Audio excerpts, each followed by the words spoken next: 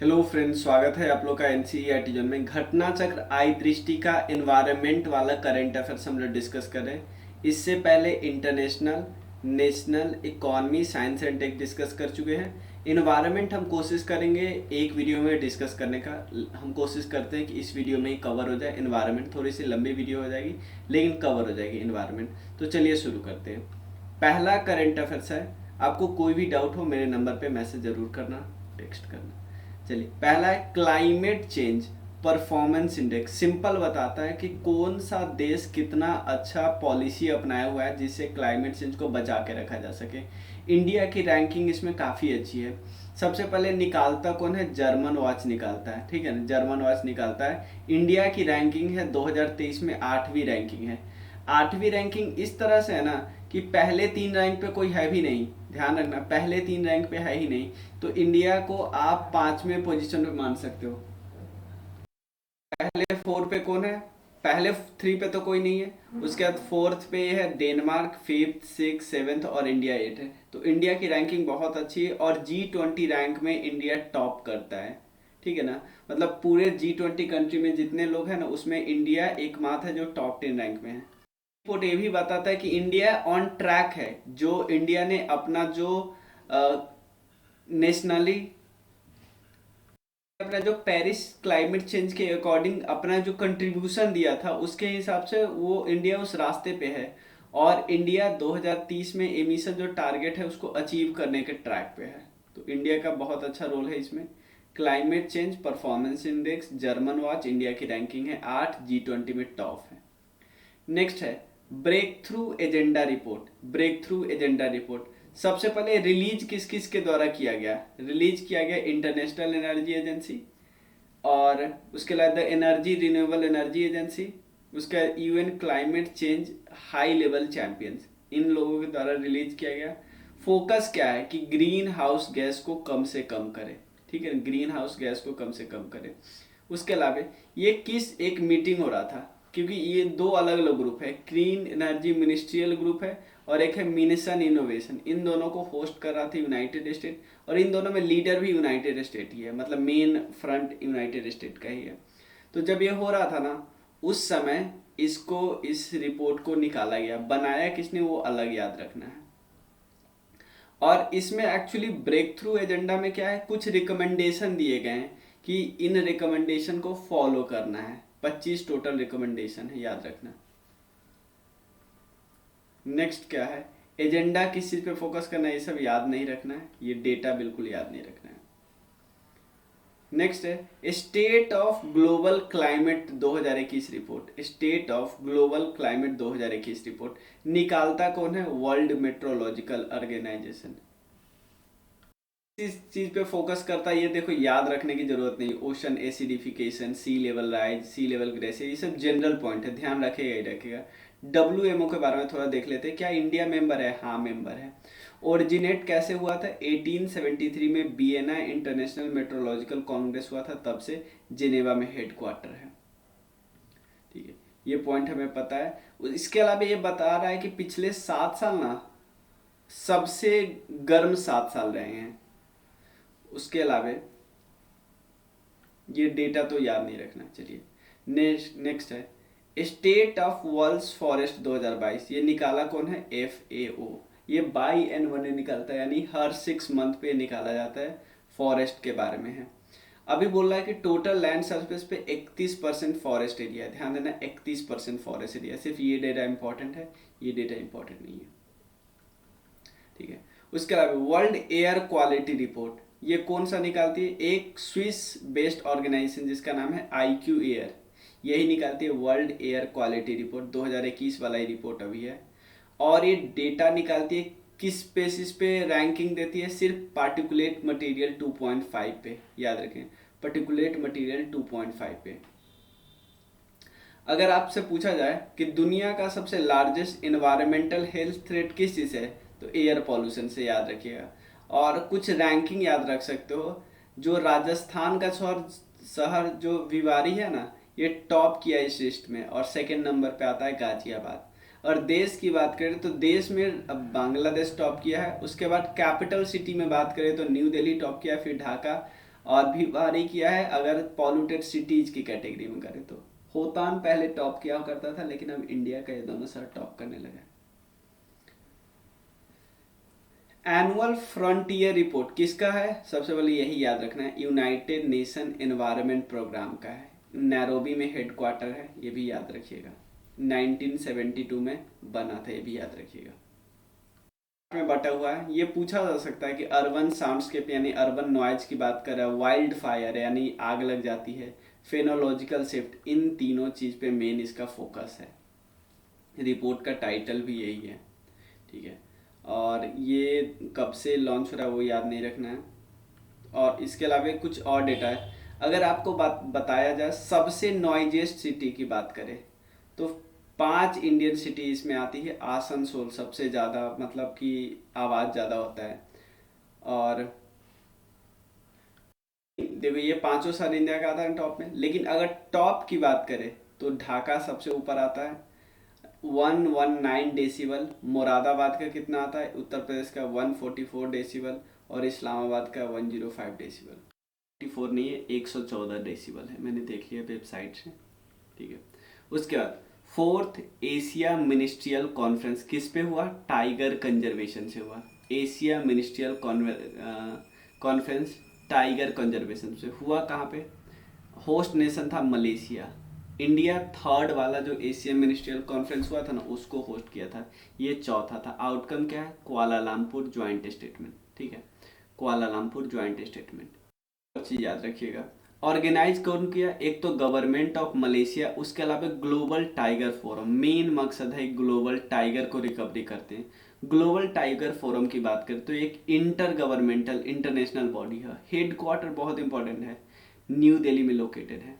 और हर 3 साल बाद इनकी जनरल असेंबली मीट करती है। तो पिछली बार इंडिया 2016 में मिला था, इस बार थोड़ा लेट हो गया 2022 में।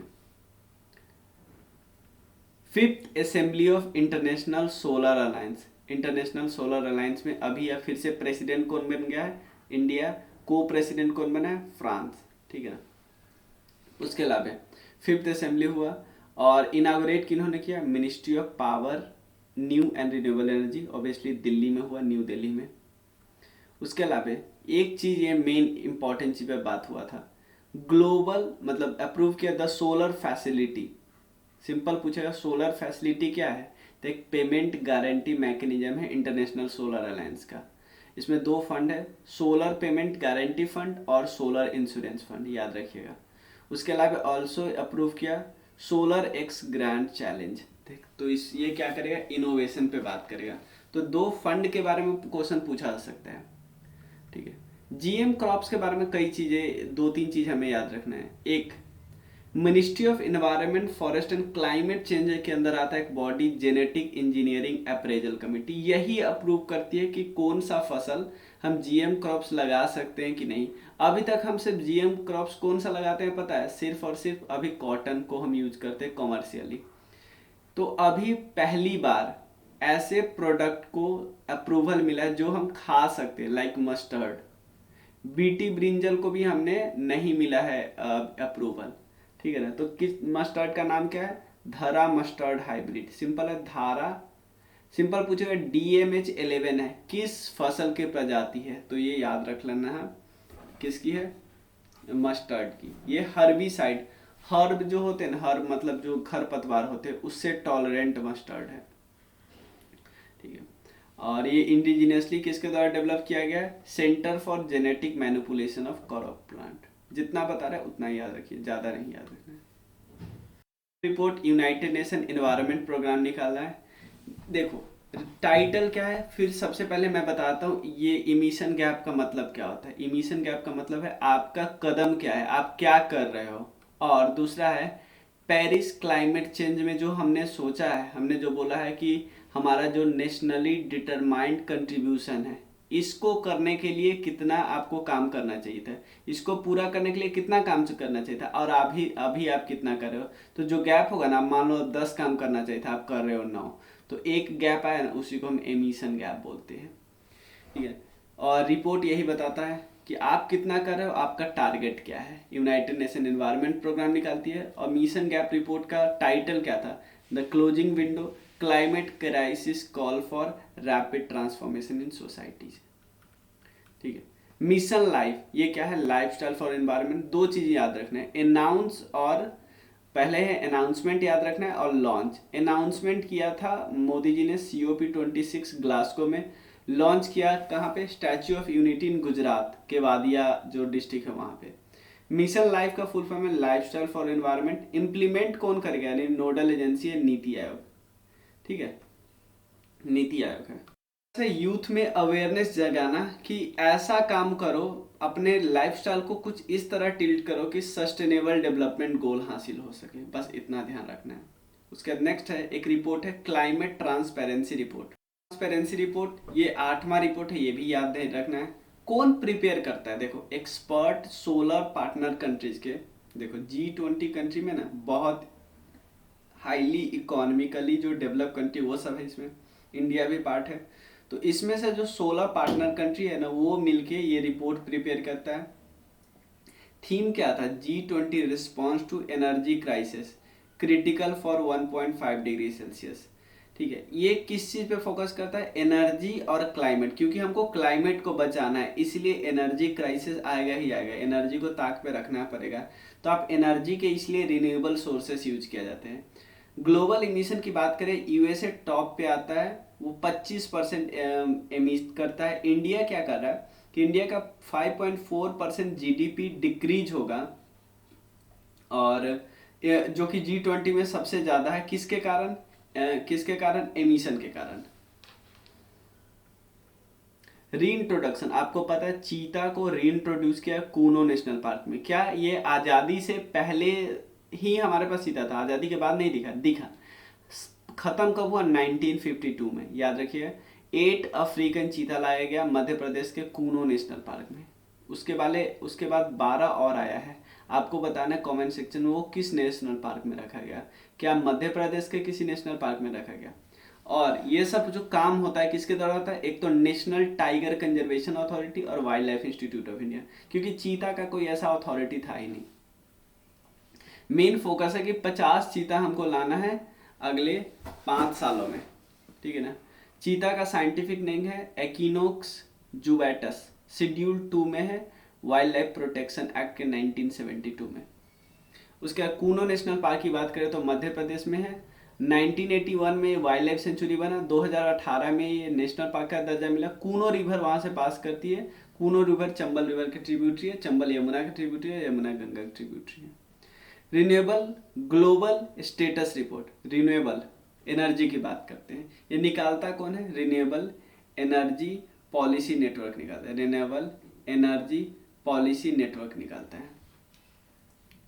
ठीक है, प्रोवाइड करता है world map of renewable energy share by country. Simple समझना, कौन सा देश कितना रिन्यूएबल एनर्जी शेयर करता है, और इसे प्रोग्रेस भी दिखाते हैं रिन्यूएबल एनर्जी के बारे में। ठीक है ना। और ये ध्यान नहीं रखना है, एक चीज याद रखना है, हाइड्रो पावर कैपेसिटी में इंडिया का रैंक 3rd है। बाकी आप देखो सब में चाइना ही फर्स्ट है, सोलर, विंड, जियोथर्मल और वाटर हीटिंग कैपेसिटी में भी इंडिया 2nd आता है। ठीक है ना। उसके बाद इंडिया नहीं रैंकिंग है। एक चीज और याद रखिए, ये पूछा जा सकता है, India was 2nd largest market यहाँ पे एक्सपोर्टर नहीं, market for new solar photovoltaic capacity in Asia, 3rd in globally. मतलब दुनिया में 3रे नंबर पे आता है खरीदने में, और मतलब मार्केट है, और 2nd आता है एशिया में।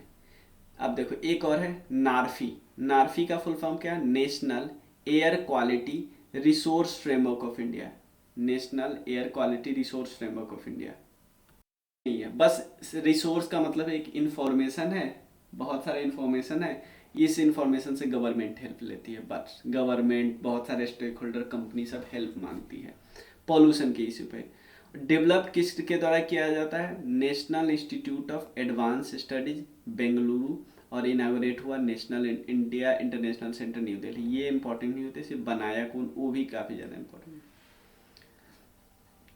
Global annual to decadal climate update report, annual to decadal climate update report WMO निकालता है। ठीक है ना।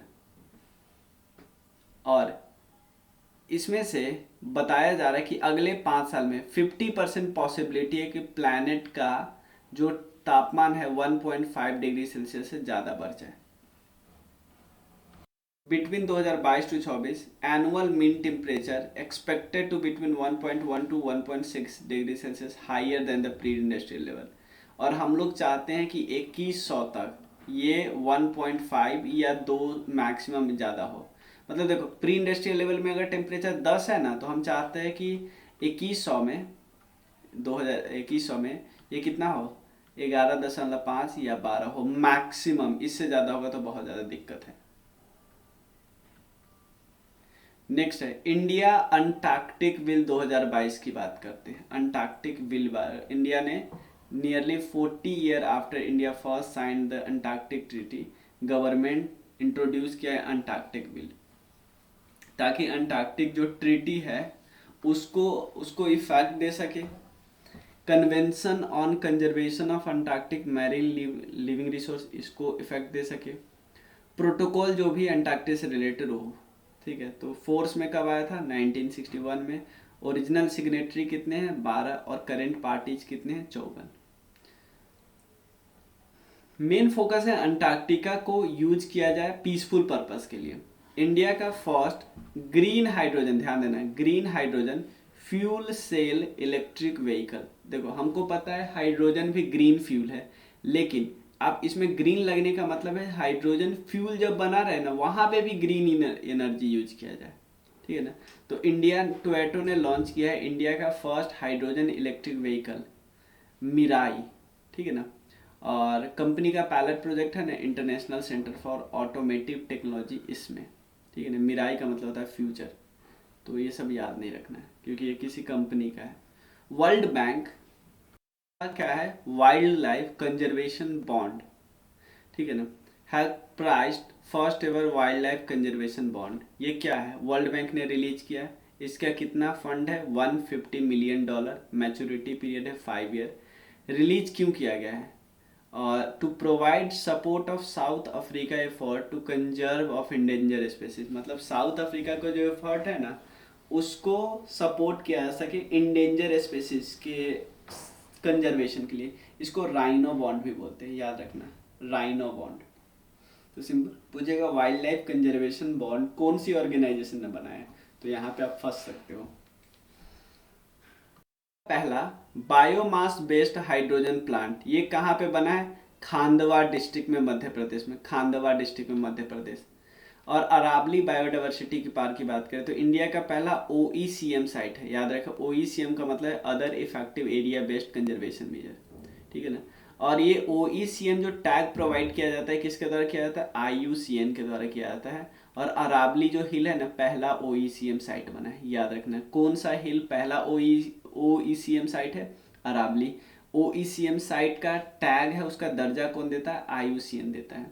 और इंडिया का पहला बायोमास बेस्ड हाइड्रोजन प्लांट कहाँ पे बना है, Khandwa district in Madhya Pradesh. India का पहला geological park, the first geological park of India build in कहाँ पे, लम्हेता में बना है। जियोलॉजिकल पार्क याद रखना, इंडिया का पहला जियो पार्क लम्हेता पार्क में, ठीक है। उसके अलावा विलियम हेनरी स्लीमैन, इसने डिस्कवर किया था डायनासोर फोसिल्स को इस एरिया में, ठीक है ना।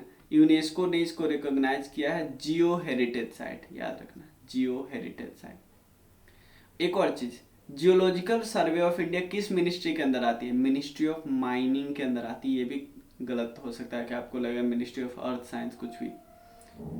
वाटर बर्ड स्टेटस सर्वे 2022, वाटर बर्ड स्टेटस सर्वे 2022। लेक जो कि एशिया का सबसे लार्जेस्ट ब्रैकिश वाटर लगून है, उसने विटनेस किया है कि लगभग 10 लाख बर्ड, जिसमें एक अनकॉमन मंगोलियन गल भी आते हैं, ये उड़ीसा में आए, कब, विंटर में विजिट किया, ठीक है ना। तो इस इतना ही बस, ये रिपोर्ट के बारे में थोड़ा डिस्कस कर लेते हैं। वाटर बर्ड है, याद रखने। चिल्का लेक में प्लेस, रिलीज कौन किया, Orissa state wildlife organization. Nalabana wild sanctuary से रिलेटेड है। और डिस्ट्रिक्ट कौन कौन है, पूरी, गंजम, कोरदा।